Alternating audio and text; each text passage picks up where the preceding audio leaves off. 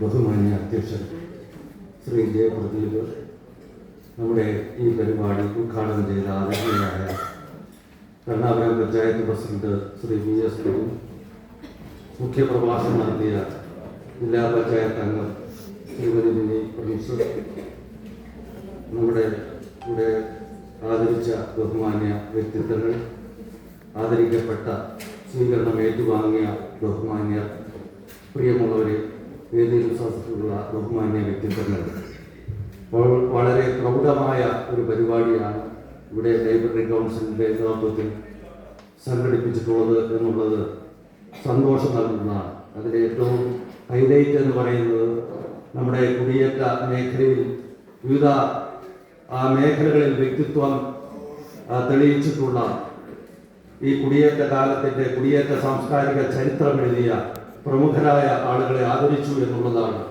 അതിജീവനത്തിനായി ഒരു ജനത ഈ മണ്ണിൽ ശിരകളിലാളിയ ബന്ധമായവർ, മലനിരകൾ പ്രളയഗതി ദുരിതവഴി കാട്ടിയവർ, തെരുവിൽ കത്തുന്ന ബന്ധമായവർ, നെറ്റിയിൽ നെഞ്ചിൽ നെരിപ്പോട് ഒരുപാട് സ്വപ്നവും കാര്യങ്ങളിൽ കരുത്തുമായി പ്രാണനെ കൈകളിൽ പിടിച്ച വടപാടുമായി പടനിലം താണ്ടിയ പോരാളികളായ ബഹുമാന്യ വ്യക്തിത്വങ്ങളെ ഇവിടെ ആദരിച്ച് അതിൽ വളരെ സന്തോഷമുണ്ട്. അത് അനിവാര്യമായ നമ്മുടെ ഈ ചടങ്ങിന്റെ പ്രധാനപ്പെട്ട ഒരു ചടങ്ങായി ഞാൻ കരുതുകയാണ്. പ്രിയമുള്ളവരെ, നമ്മൾ കാലിക പ്രസക്തമായ ഒരു വിഷയമാണ് ഇവിടെ ചർച്ച ചെയ്യുന്നത്. യുദ്ധം വാഴുന്ന ലോകം എക്കാലത്തും എല്ലാ കാലത്തും, വേദകാലത്തും ദേവകാലത്തും ഇതിഹാസകാലത്തും ജനാധിപത്യ കാലത്തും ഏകാധിപത്യ കാലത്തും എല്ലാം യുദ്ധം വാണിക്കൊണ്ട് വാണുകൊണ്ടിരിക്കുകയാണ്. അങ്ങനെയുള്ള ഒരു കാലഘട്ടത്തിൽ വളരെ പ്രസക്തമായ ഒരു വിഷയമാണിത്.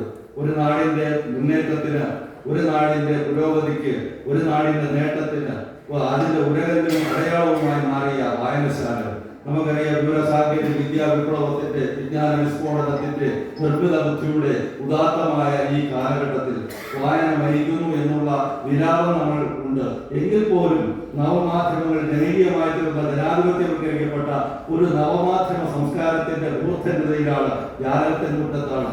അപ്പോ അതിനെ നമ്മൾ തള്ളിക്കളയേണ്ട കാര്യമില്ല. ഇവിടെ വായന മരിക്കുന്നു, അത് അതിന്റെ വായന ഈ വായനയായി മാറുന്നു, മൊബൈൽ വായനയായി മാറുന്നു, ഇന്റർനെറ്റ് വായനയായി മാറുന്നു. പക്ഷെ നമ്മളെല്ലാം കാലഘട്ടത്തിന്റെ സൃഷ്ടിയാണ്.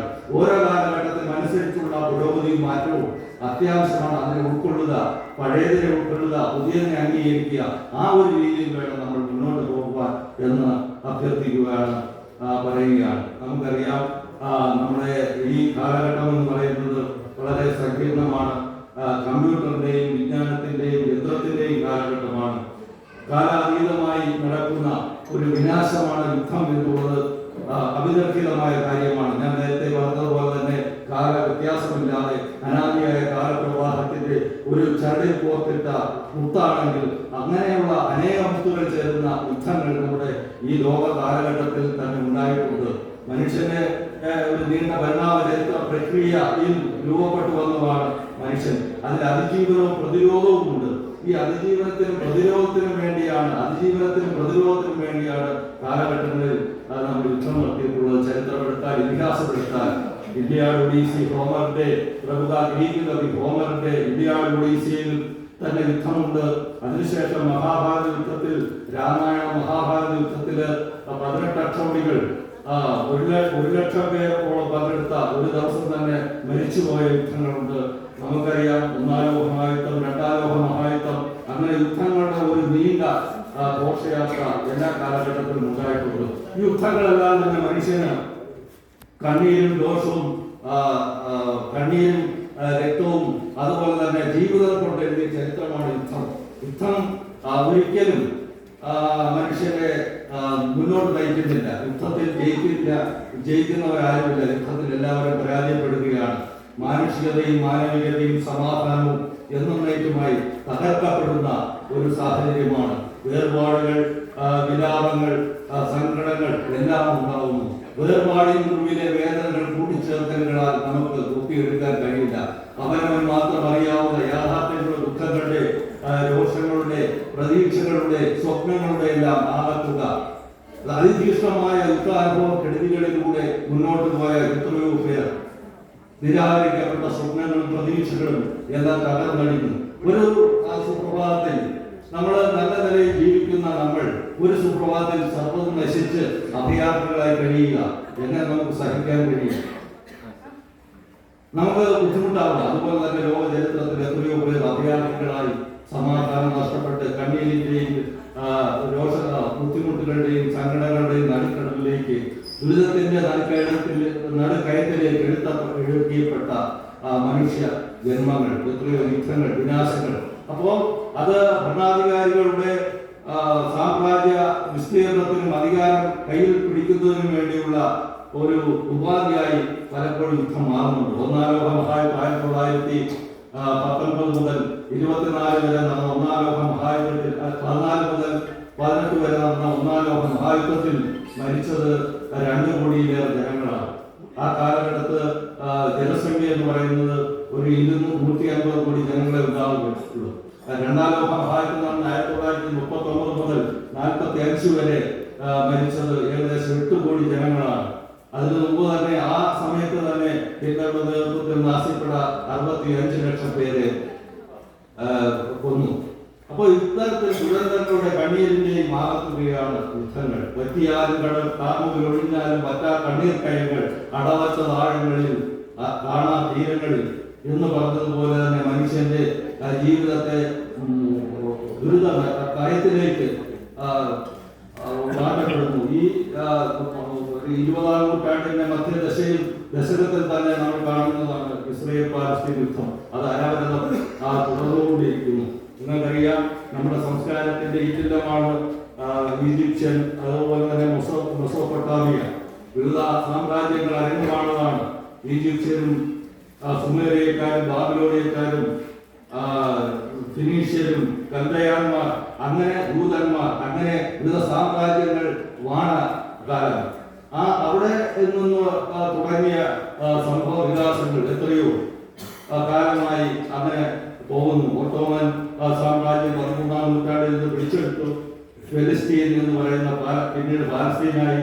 അതിനുശേഷം വീണ്ടും 20-ാം നൂറ്റാണ്ട് കാലഘട്ടത്തിൽ, സ്വാതന്ത്ര്യാനന്തര കാലഘട്ടത്തിൽ പോലും യുദ്ധമുണ്ടായപ്പോൾ, 2-ാം ലോക മഹായുദ്ധത്തിന് ശേഷം ലോകത്താകെ ചിതറിപ്പോയ ദൂതന്മാർക്ക് ഒരു ഗ്രഹം എന്നുള്ള നിലയിൽ ബ്രിട്ടീഷുകാരും അമേരിക്കയും എല്ലാം തന്നെ വാഗ്ദത്ത ഭൂമിയിലേക്ക് ഇവരെ കൊണ്ടുവന്ന് പാർപ്പിക്കുകയും, ഭീകരവാദത്തെ നമ്മൾ ഒരിക്കലും അംഗീകരിക്കില്ല, ഭീകരവാദം ഒരിക്കലും അംഗീകരിക്കില്ല. അതുപോലെ തന്നെ ഉന്മൂലനവും നമ്മൾക്ക് അംഗീകരിക്കില്ല. സമാധാനത്തിന്റെ ഒലിവുചിന്തകളുമായി വന്ന കനാൻ ദേശത്ത് ഇപ്പോ രക്തരൂക്ഷിതമായ വിപ്ലവമാണ്. ഈ 2.5 വർഷം കൊണ്ട് മരിച്ചത് ഏകദേശം 1 ലക്ഷം പേരാണ്. അതിൽ 10,000 കുട്ടികളാണ്. വിഷരാശിരശ്മി വീശും കറുത്ത സൂര്യന് മീതെ ഉന്മാദികൾ മേയുന്ന മൃദുമേടകം മണ്ണായി മാറുന്നു.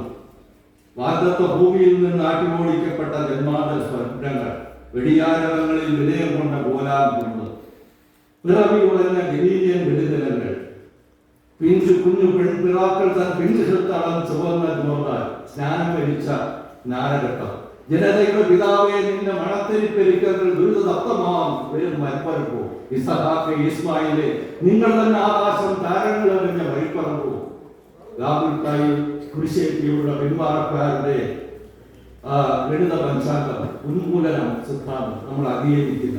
നമ്മൾ അത് വിട്ടുകഴിഞ്ഞാൽ നമ്മുടെ രാജ്യത്ത് പോലും വിവിധ പ്രശ്നങ്ങളും പ്രതിസന്ധികളുമാണ്. ഇതിപ്പോ എല്ലാവരെയും സഹോദരങ്ങളെ പോലെ ഒരു വേദിയിൽ നമ്മൾ ഇരിക്കുന്നു.